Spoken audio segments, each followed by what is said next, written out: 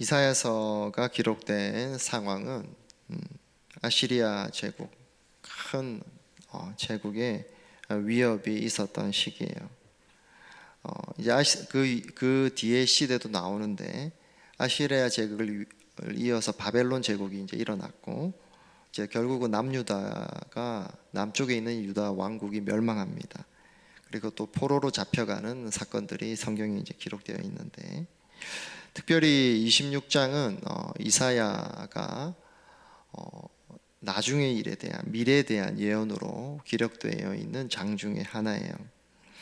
그래서 메시아에 의해서 하나님의 나라가 이제 시작될 것이다. 근데 그 전에 먼저 남유다 왕국의 회복을 말하고 있는 거예요. 1절에 보면 이제 그날이 오면 이렇게 말하죠. 그날이 온다. 그날이 어떤 날인가? 결국은 유다를 통해서 어떤 날이 온다 하는 겁니까? 바로 복음의 그 시작, 복음의 날이 이제 시작된다라는 설명인 거예요. 말인 거예요. 유다 지파에서 예수님이 오시죠. 그래서 예수님이 오셔서 하나님 나라를 시작하신 거예요. 하나님이 다스리시는 나라가 시작됐는데, 그 나라는 어떻게 볼 수 있나요? 하나님이 다스리는 나라는 볼 수 있나요? 보이지 않죠. 근데 무엇을 통해서 볼 수 있어요? 하나님 나라는, 하나님이 다스리신다는 것은 바로 이 교회를 통해서 볼 수 있는 거죠. 하나님 나라가 시작됐구나, 하나님이 다스리심이 시작됐구나. 그래서 26장의 이 예언은 궁극적으로 유다에 대한 회복을 얘기하지만 누구에 대한 예언입니까? 궁극적으로 교회와 예수님을 통해서 새롭게 이제 시작하는 교회, 그리고 또 교회 안에 함께 살아가는 성도들에 대한 예언인 겁니다. 할렐루야. 네, 26장의 내용이 이제 바로 그 내용인 거죠. 우리 3절부터 이제 좀 보기 원하는데요. 3절에 이렇게 말하죠. 주님께 의지하는 사람들은 늘 한결같은 마음을 가진 사람들이니 그들에게 평화를 더하여 주시기 바랍니다. 이렇게 말하죠. 이제 개역개정에 조금 더 익숙할 수 있는데, 개역개정에 이렇게 얘기합니다. 주께서 심지가 견고한 자를 평강하도록 지키시리니. 우리 좀 익숙한 말씀이죠. 네, 심지가 견고하다. 그리고 그것을 조금 더 쉽게 어떻게 표현한 거죠? 늘 한결 같다라고 얘기한 거죠. 이게 히브리어로 이제 예체르 사무크, 그러니까 마음이 요동하지 않는 자, 언제나 일관되게 하나님만을 바라보고 있는 사람을 얘기하는 거예요. 자, 그럼 반대의 경우는 어떤 사람인 거죠? 야고보서 1장 8절에 나오는 두 마음을 품은 사람을 이제 이 반대의 경우로 얘기합니다. 두 마음을 품는 사람은 하나님을만을 의지하지 않고 있기 때문에 늘 그 모든 행동에 안정이 없다라고 이제 야고보서 1장에서 얘기하고 있죠. 자, 그러면 여러분, 우리가 정말 하나님만을 이렇게 바라보고 항상 의지하고 그래서 또 평안을 누리고 하면 좋은데, 우리가 아무렇게나 그냥 내 마음대로 살아도 그렇게 하나님을 의지도 하게 되고 평안도 누릴 수 있을까요? 그렇지 않다는 거예요. 우리가 두 마음을 품는 자로 살면 하나님이 우리에게 주시고자 하는 평안을 맛보지도 못하고 누리지도 못한다. 그렇다면 정말 심지가 견고한 사람이라는 거, 그리고 늘 한결같은 사람은 어떤 사람인가, 조금 이렇게 표현이 추상적일 수 있잖아요. 그럼 조금 더 이렇게 구체적으로 보면은 한 두 가지 정도를 좀 볼 수 있을 것 같아요. 순수한 사람이다. 우리 보면은 여러분, 부모님 세대 중에서 보면, 또 옛날 분들 중에서 보면 정말 순전하고 순수하게 신앙생활을 하셨던 분들이 있어요. 정말 그분들에 대해서 우리가 정말 본받아야 될 것이 많습니다. 요즘에는 우리 정신을 뺏어가는 게 너무 많아요. 맞죠? 너무 재미있는 것도 많고 뭐 온갖 말들도 많고 뭐 이렇게 살아야 성공하고 이게 좋다는 말도 많고 하여튼 뭐 너무 시끄러워. 뭐가 너무 많아. 옛날에는 TV도 잘 없었잖아요. 그러니까 말씀을 얼마나 잘 들은지 몰라. 그래서 또 마음도 또 사람들이 다 힘들었잖아. 가난하고 많은 사람들이 평균적으로 우리 되게 많이 가난했잖아요. 옛날에 70년대 그것도 이전도 그렇고 80년대까지 사람들이 힘들게 살았어요. 그래서 얼마나 하나님 앞에 순수했는지 몰라요. 그래서 교회에서 설교 말씀을 들을 때도 정말 순수하게 듣는 거예요. 정말 하나님의 음성으로 이렇게 듣는 거예요. 들으면서 뭐 저거 뭐 목사님 뭐 저거 뭐 어느 주석에서 들었어 뭐 이런 거 생각 안 하고 들으면서 그냥 하나님 말씀이구나 이래 듣는다는 거예요. 그러니까 하나님 막 역사하시는 그 삶에. 그리고 순수하니까 교회를 사랑하는 게 교회를 뭐 섬기고 하는데 뭐 계산이 없어. 그래서 주님 위에 살고 교회 위에 살았던 그런 분들이 얼마나 많았습니까, 여러분? 그런 마음이었다는 거. 심지가 견고하다. 또 어떤 사람인가 심지가 견고하다, 한결같다, 충성스러운 사람이었다는 거예요. 요즘에 현대 이 교회에서 목사님들이 다 분석하면 어떻게 얘기합니까? 사람들이 이제 자기 취향에 따라서 이렇게 막 그때그때 교회를 바꾸는 거예요. 좀 다니다가 좀 뭐가 안 맞는 것 같아. 그럼 나는 찬양 좋은 교회를 좀 가겠어. 여기는 조금 좀 다니다 또 안 맞아. 난 좀 기도가 뜨거운 교회를 가겠어. 그냥 취향에 따라서 막 바꾸는 거예요. 그러다 귀찮으면 이제 그냥 온라인 예배 드리고 그냥 자기 편한 대로 드리는, 거기서 막 정말 주님을 찾고 만나고 충성하고 그런 사람들이 잘 점점 없어지는 이 시대라는 거예요. 그렇습니다, 여러분. 그런 사람이 바로 한결같은 사람이 아니라는 거죠. 정말 한결같은 사람은 그 자리를 지키고 정말 주님을 마음으로 교회를 바라보고, 이런 사람이 무엇을 누릴 수 있다? 평안을 누릴 수 있다는 거예요. 여러분, 그러면 또 오해하면 안 되는 게, 그러면 이런 마음을 가진 사람이 어떤 어려움이나 고난이 오지 않는다는 뜻은 또 결코 아니에요. 성경의 고난에 대해서 그렇게 말한 적이 없죠. 뭐 믿음의 사람은 너 고난 어려움 오지 않을 거예요, 그렇게 말한 적이 없어요. 근데 대신에 어떤 차이가 있는 거예요? 심지가 견고한 사람, 한결같은 사람, 어떤 차이가 있는 거예요? 문제가 와, 우리 삶에 문제가 왔을 때 그것에 대해서 내가 어떻게 반응하기 시작한다는 겁니까? 거기에 대해서 내가 막 완전히 그 문제에 짓눌려지고 막 근심과 염려 가운데 막 깊이 들어가고, 그리고 막 이렇게 뿌리째 흔들려 가지고 막 너무 막 불안해하고 하는 곳까지 안 간다는 거예요. 그게 바로 어떤 사람이다? 늘 한결같은 사람, 심지가 곧은 사람이 누리는 평강인데, 자, 그러면 이 늘 한결같고 그리고 심지가 견고한 사람이 어떻게 그런 삶을 살 수 있었는가? 오늘 본문을 통해서 이제 두 가지로 우리가 좀 보려고 합니다. 이게 어떻게 이렇게 가능한가? 우리는 어떤 사람이에요, 여러분? 우리는 이렇게 그냥 가만히 있으면 하나님을 막 찾게 됩니까, 우리가? 원래 그런 사람은 우리 아닌 거죠. 여러분 다 알지 않습니까? 여러분 뭐 가만히 있으면 뭘 찾습니까? 핸드폰을 터치했죠. 또 가만히 있으면 뭘 찾아요? 또 넷플릭스를 찾고, 가만히 있으면 유튜브를 찾는 거죠. 우리는 가만히 있으면 맛있는 거 찾고, 그냥 그렇게 가만히 있으면 그런 자인 거예요, 우리가.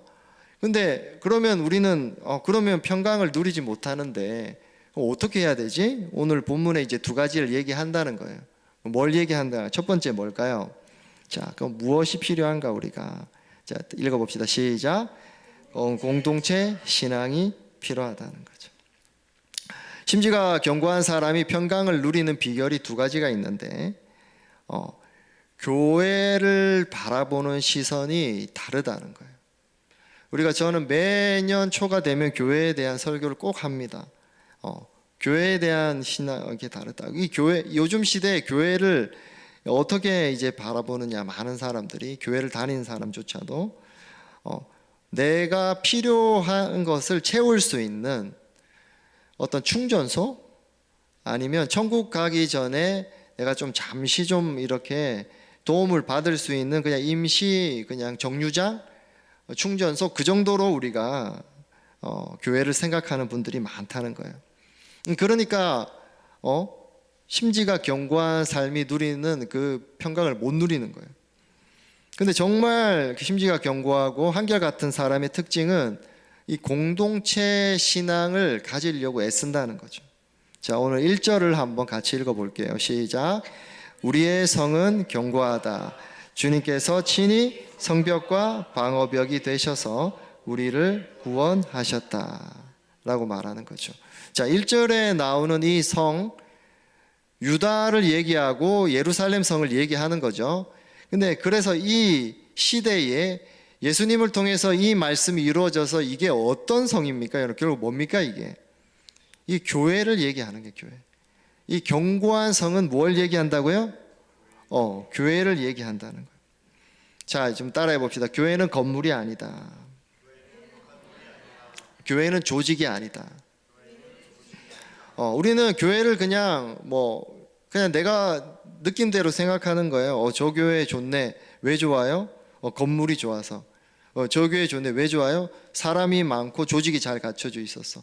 근데 성경은 한 번도 교회를 건물이나 조직으로 얘기한 적이 한 번도 없어요. 교회는 뭐죠, 여러분? 교회는 뭡니까? 모임이죠. 이 공동체라는, 사람들이라는 거예요. 자, 이렇게 함께 교회로서 교회로서 모인 우리에게 하나님 어떻게 하신다는 거예요? 우리의 뭐가 되신다는 거예요? 성벽이 되시고 방어벽이 되어 주신다는 거죠. 할렐루야. 우리를 보호해 주신다는 거예요. 한 번도 하나님께서는 우리가 신앙생활 하는데 내 개인으로 살면서 막 나를 특별히 막아주고 이렇게 우리를 부르신 게 아니라는 거예요. 처음부터. 자, 마태복음 16장 18절에 어떻게 말합니까? 우리 잘 아는 말씀이 있죠. 너는 베드로다. 나는 이 반석 위에 내 교회를 세우겠는데 죽음의 문들이 그것을 이기지 못한다. 지옥의 하데스의 문, 지옥의 저주가 우리에게 임하지 않는다는 거죠. 자, 보세요. 내가 예수님을 영접하잖아요. 그때 어떻게 됩니까? 천국의 문이 열리죠. 그리고 나 이제 천국 시민이 되는 거예요. 예수님을 딱 영접할 때 하나님의 자녀가 되는 거죠. 근데 그렇게 내가 하나님의 자녀가 되었어. 그러면 그냥 자기 마음대로 그냥 살면 되는 겁니까? 아니라는 거예요. 내가 그곳에서 공식적인 인정이 어떤 인정을 받는 거예요? 세례를 받는 거죠. 세례를 받을 때 천국에 그게 기록되는 거예요. 공식 문서에. 그것을 무엇을 통해서 하는 거예요? 교회를 통해서 한다는 거예요. 또 살아가는데 내가 이제 정말 내가 예수님 믿지, 그리고 내가 하나님 살아계시지를 내가 확인하고 영적으로 내 마음을 영적으로 온 인격적으로 주님을 자녀로 살아가는데 이 보호를 받을 수 있는 데가 어디서 보호를 받는다?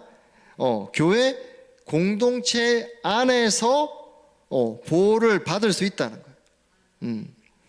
이렇게 이제 교회를 바라보는 눈이 바뀌면 여러분, 교회를 그냥 자기가 필요해서 좀 다닌다는 그런 게 아니라는 거예요.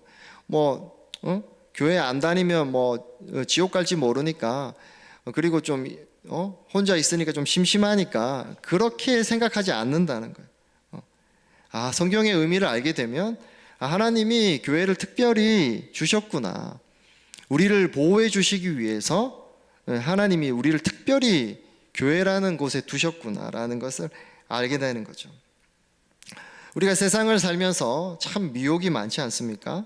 앞에서도 얘기했지만. 그리고 세상에 살아가다 보면 참 우리가 삶이 참 소진이 자꾸 돼요.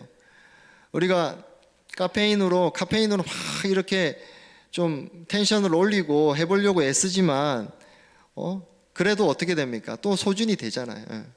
또 기력이 소진이 되고 힘들고 지치고, 때로 우리 인생의 삶을 살아갈 때 또 길을 잃을 때도 있어요. 그리고 때로는 우리가 정말 하나님과 멀어진다고 느낄 때도 있다는 거예요. 근데 그것을 혼자서 우리가 그럴 때 혼자서 우리의 마음을 지킬 수 없다고 성경은 말한다는 거예요. 내가 해야 되는 게 있죠. 하나님 앞에 나가고 기도하려 하고 하는 내가 해야 되는 게 있죠. 근데 이것이 우리 스스로 우리가 잘 못한다는 거예요. 혼자서는. 우리가 주님에게 인생의 짐을 맡겨야 된다는 거 정말 많이 들었지 않습니까? 우리 살면서 우리 인생의 짐들이 얼마나 많아요. 뭐 해야 될 것들, 하고 싶은 것들, 부담들, 뭔가 좀 이게 되었으면 좋겠다는 것들, 너무 짐이 많아요. 저도 목회자로서 이렇게 살아가면서 참 짐이 많아요. 어떻게 운영해야 되고 앞으로 어떻게 하고 전도했는데 참 이렇게 제대로 되지도 않고 낙심되는 일도 많고 그런 참 짐들이 우리 각자의 짐들이 참 많다는 거예요. 근데 이것이 뭐 개인의 의지로 그러니까 나 그 열심히 이제 다시 열심히 해야 돼. 나는 열심히 할게. 너는 계속 처져 있네. 너 의지가 약해서 그래. 더 열심히 해야지. 그게 아니라는 거예요, 여러분. 원래 우리는 뭐라고요? 우리는 원래 혼자서 못하는 자로 우리를 만드셨다는 거예요. 그래서 내 인생의 짐을 자꾸 나 혼자서 지니까 어떻게 된다는 거예요? 힘든 거예요. 힘들다. 저희 목회자도 목회자 부부 기도 모임을 이렇게 갑니다. 약간 목장 모임 비슷한 거예요. 자, 근데 가면 한 달에 한 번씩 가는데 어떨 때는 너무 피곤하면 가기 싫을 때가 있어요. 근데 가요. 근데 꼭 가고 나면 어떻게 된다? 너무 좋은 거예요. 가고 나면. 왜 그렇습니까? 목회자도 혼자서 못한다는 거예요. 목회를 하는데 함께 목회를 하는 분들의 얘기를 듣고 하나님의 인도하심을 보고 힘을 얻고 함께 기도하고 하면서 다시 힘을 낸다는 거예요. 그러니까 우리 목장 모임이라는 것도 그렇다는 거예요. 내가 막 의지를 들이고 그럴 때는 좀 잘 살 때는 나 이렇게 좀 신앙적으로 나는 좀 의지를 들이는 사람이야. 너 계속 좀 처져 있네. 너가 좀 그렇게 살면 안 된다. 이렇게 함부로 판단할 수 없다는 거예요. 왜 그렇습니까? 내가 힘들 때가 있고 어때요? 또 그 사람이 힘들 때가 있다는 거죠. 공동체에서. 그 목적 모임을 어떻게 하는 거예요? 서로 기도해 주고 하나님 앞에 이렇게 내가 짐을 맡겨야지. 그래서 무엇을 배우는 거예요? 주님을 신뢰하는 법. 주님 앞에 내 짐을 맡기고 내가 주님을 따르는 법을 배워간다는 거. 이것을 어떻게 배워 나간다는 거예요? 혼자서 배운다? 아니에요. 어떻게 배워야 된다는 공동체에서 배워가야 된다는 것입니다. 이게 어떤 원리일까요? 바로 삼겹줄의 원리인 거예요. 하나의 줄은 툭 끊어져 버리죠. 그러나 두 개와 세 개가 합쳐지면 5개가 합쳐지면 어떻게 됩니까? 결코 끊어지지 않는 강력한 힘을 발휘하는 것. 이게 하나님께서 우리에게 말씀하시는 공동체의 원리라는 겁니다. 그리고 공동체의 신앙이 또 왜 중요할까요? 공동체의 신앙으로 내가 생각하기 시작하면 그 생각으로 살아가기 시작하면 우리를 겸손하게 만든다는 거죠. 내가 잘해서 내가 열심히 해서라는 생각에서 점점 어떻게 바뀌냐? 함께 우리가 했기 때문에 이렇게 되었구나. 목장에서 또 교회에서 또 목사님이 기도해 주어서 내가 지금 여기까지 왔다는 그런 고백들을 하게 된다는 거죠. 그래서 함께하는 사람들이 얼마나 귀한지 우리가 알아가게 된다는 거예요. 그래서 우리는 어떻게 신앙생활을 하고 있는 거예요, 여러분? 각계전투하는 게 아니고 어떻다는 거예요? 다 지금 손을 잡고 있는 거예요. 영적인 손을 잡고 함께 지금 나아가고 있다는 거예요. 그래서 구약 성경에도 보고 그러면 다 군대에 집단이지 않습니까? 우리 신명기도 보고 민수기도 보면 군대잖아요. 하나님의 교회를, 구약의 교회를 군대로 묘사했잖아요. 함께 간다는 거예요.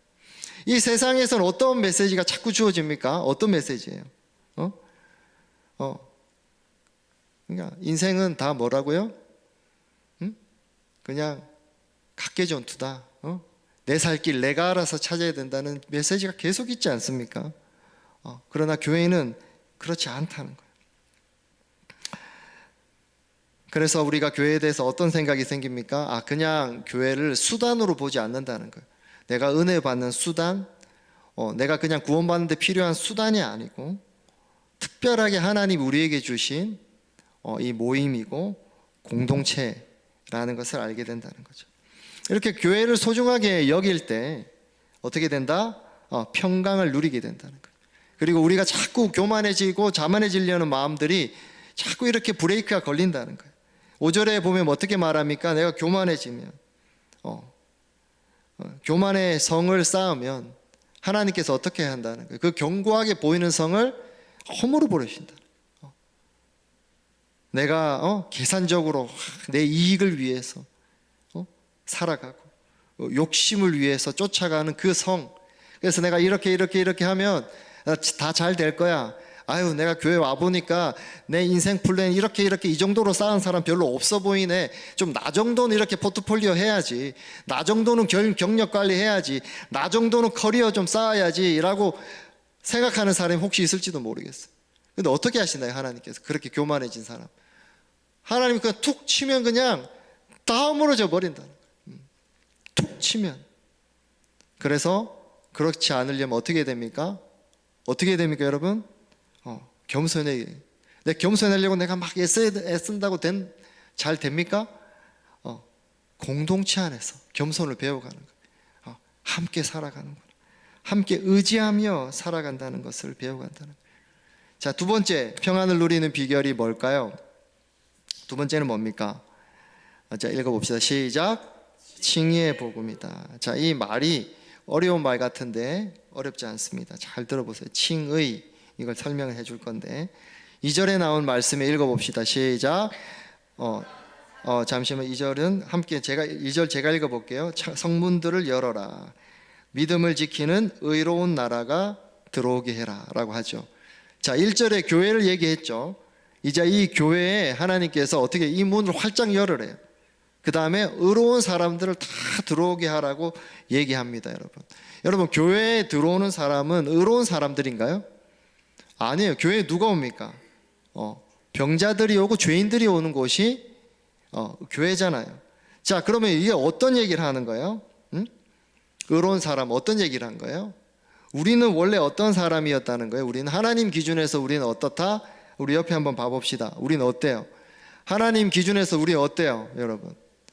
자, 좀 이렇게 자기 인정이 안 될 수 있는데 하나님 기준에서 우리는 사실은 연쇄살인범인 거예요. 아주 파렴치하고 사형 선고를 받아 마땅한 연쇄살인범이다. 어떻게 알 수 있어요?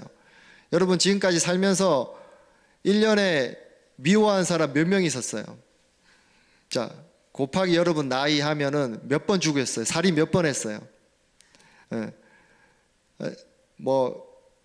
최소 여러분 수십 번씩 했지 않습니까?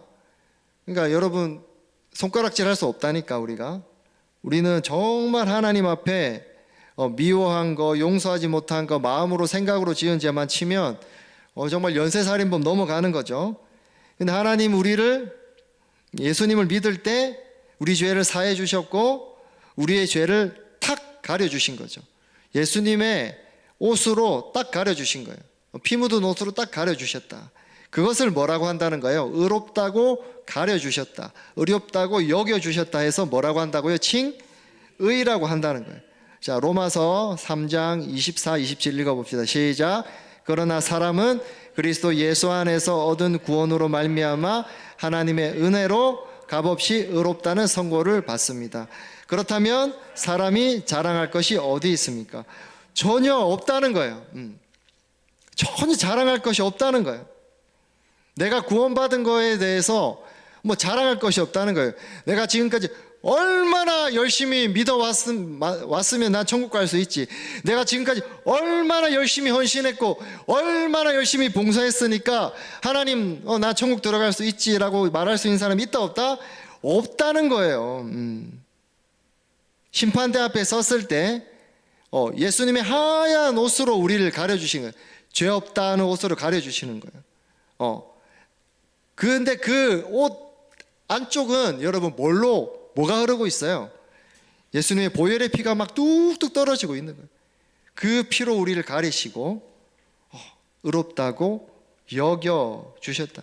이게 바로 칭의의 복음인 거죠. 여러분 심지가 견고한 사람, 한결같은 사람은 어떤 자입니까, 여러분? 시간이 지날수록 나이가 들수록 내가 얼마나 죄인인지를 고백하는 자라는 거예요. 여러분, 우리는 그 방향으로 배우고 있습니까? 그 방향으로 주님의 제자로 닮아가고 있습니까? 아니면 시간이 지날수록, 나이가 들수록 더 괜찮은 사람으로 보여지는데 애쓰고 있습니까? 여러분, 어떻게 살고 있는 것 같아요? 괜찮은 사람으로 보여지고 있으면 여러분 인생이 참 피곤해요. 참 피곤해. 목장 모임에서도 그냥 이만큼만 딱 얘기하고 그냥 나머지 얘기 안 하면 좋죠, 그냥. 근데 인생이 참 피곤해. 왜? 그냥 좋게만 이만큼만 얘기하고 힘든 건 나머지는 좋게 얘기해야 되거든, 그냥. 그 짐은 누가 지고 가는 거예요? 내가 지고 그냥 가는 거예요, 껴안고. 말은 하나님 의지한다, 신뢰한다 해놓고서 어떻게 한다는 거예요? 정말 하나님 앞에 설 때 내가 나이가 들고 신앙의 연수가 늘어감을 따라서 정말 내가 죄인이라는 고백이 아니고 정말 나는 영적으로 괜찮은 사람으로 나가고 있다면 우리는 거꾸로 신앙생활을 하고 있는 거죠. 사도 바울이 어땠어요, 여러분? 처음에 자기를 어떻게 표현했습니까? 사도 중에 가장 작은 자라 표현했어요.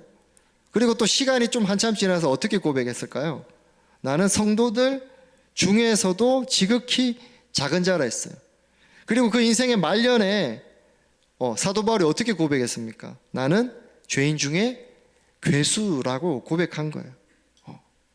바로 이게 칭의의 복음을 붙든 사람이라면, 정말 그 은혜를 아는 사람이라면 우리의 삶의 방향이 이 방향으로 고백이 이 방향으로 나간다는 거예요. 하나님, 나 같은 자를 부르셨구나. 나 같은 자를 예수님의 보혈의 피로 가려주셨구나. 나 같은 자를 너는 의로워. 굉장히 당황스럽죠. 근데 넌 의로워라고 여겨주셨구나. 여러분, 이 칭의의 복음, 의롭다고 내가 너를 여겨줄게, 그래서 너가 너를 천국 가게 해줄게 라는 이 칭의의 복음, 이 칭의를 우리가 정말 알게 될 때 어떻게 됩니까? 겸손하게 된다는 거예요. 겸손하게 된다. 이 겸손이 여러분 너무 중요하다는 거예요.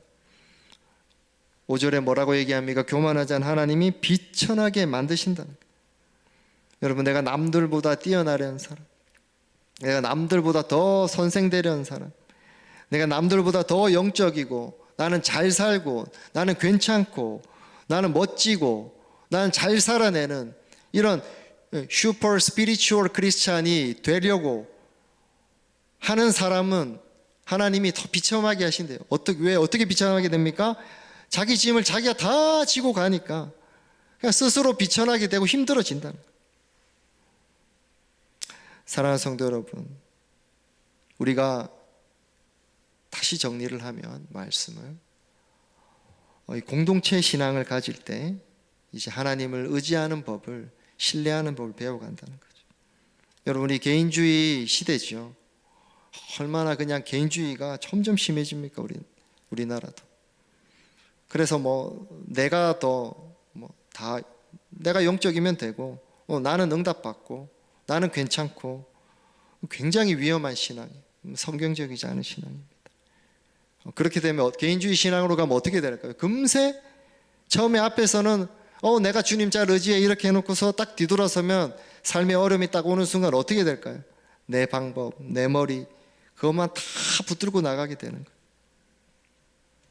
그러나 우리가 공동체 신앙으로 나아갈 때 나의 어려움을 나누는 그 시간을 통해서, 다른 사람의 어려움을 듣는 그 시간을 통해서, 함께 서로를 위해 기도해주는 그 시간을 통해서 우리가 하나님께 다시 초점을 맞추는 거예요. 그리고 하나님을 의지하고 신뢰하며 살아가는 것이 무엇인지 배워가게 된다는 것입니다. 여러분, 하나님은 우리 개인의 하나님과의 관계에도 기뻐하시지만, 하나님 우리를 이 공적인 예배라 그러잖아요. 주일 예배, 공동체로서 드리는 이 예배를 정말 기뻐하시고, 그리고 이 예배를 받으신다는 거예요. 그래서 이 교회는 우리는 우리는 어떤 겁니까, 여러분? 함께 자라가는 거예요. 함께 자라가는 거예요. 우리가 함께 자라간다는 걸 잊지 마세요. 자, 그리고 칭의의 복음을 내가 정말 붙들잖아요. 아, 내가 나 같은 자를 너 의로워, 너 이제 죄 없다, 내가 그렇게 지불했어 다, 너 이제 죄 없다고 그렇게 내가 다 감싸줬어, 나의 십자가 보혈로 다 덮었어, 괜찮아 라는 이 칭의의 복음을 정말 우리가 붙들 때 우리에게 영적 회복 탄력성이 높아진다는 거예요. 우리가 넘어지고 좌절하고 낙심할 때 여러분 내 힘으로 일어나려 하면 일어나지 않아요. 왜 그렇습니까? 정말 칭의의 복음을 붙든 사람은 내가 넘어지고 낙심하고 시험에 들고 정말 어려운 일이 생기고 정말 힘든 일이 생길 때 마음에 큰 고통이 올 때 어떻게 됩니까, 여러분? 칭의의 복음 붙든 사람은 어떻게 됩니까? 금방 회복한다는 거예요. 왜 회복할 수 있나요? 내가 너무 힘들 때, 내가 너무 부끄러울 때, 내가 너무 수치스러울 때 여러분 칭의의 복음 앞에 서면은 그 복음 십자가를 바라보면 어떻게 됩니까? 이렇게 고백하게 되죠. 아, 그래, 나 또 괜찮은 척 했네, 나 또 멋있는 척 했네. 원래 이게 내 수준이잖아. 언제 내가 주님 앞에 내가 잘한 걸로 인정받아서 죄사함 받은 적 있어? 내가 언제 주님 앞에 내가 잘한 걸로 하나님 자녀 된 적이 있었어? 기억하는 거야. 아, 원래 내가 은혜로 하나님 자녀 되었지. 이 내 모습이지. 원래 나 교만했는데 잠시 주님과 떠나 있더니 또 금세 또 자만해졌네. 그렇게 그냥 인정한다는 거예요. 그 인정하면 어떻게 됩니까? 그냥 빨리 회개하는 거죠. 그리고 빨리 돌이킴. 그러면 회복이 빨라진다. 근데 그걸 붙들고 뭐 저 사람 탓이고 뭐 저 사람이 문제고, 내가 요즘에 기도를 적게 해서 그런 뭐 그런 부분도 있겠죠. 근데 자꾸 나 스스로 추스려지고 나 스스로 괜찮아지고 나 스스로 멋져지는 것, 나 스스로 괜찮게 보이는 것에 집중하기 시작하면 회복이 더디고 계속 제자리 걸음을 걷고 주님을 의지할 수 없게 된다는 것입니다. 그러나 정말 칭의의 복음을 내가 어떻게 나를 의롭게 하셨는지를 딱 붙들 때 어떻게 됩니까? 우리가 주님을 신뢰하게 되고 주님을 다시 의지하게 되는 것입니다. 사랑하는 성도 여러분, 우리 공동체 신앙으로 정말 살아갔으면 좋겠어요. 그리고 정말 의롭다고 여겨주신 그 은혜를 정말 우리가 기억하고 한결같은 사람, 심지가 고든 사람으로 여러분 살아가시기를 축복합니다. 그럴 때 하나님이 주시는 정말 세상의 어떤 풍파 가운데서도 요동치 않는 그 하늘의 평강을, 그 평안을 여러분 누리게 될 것입니다.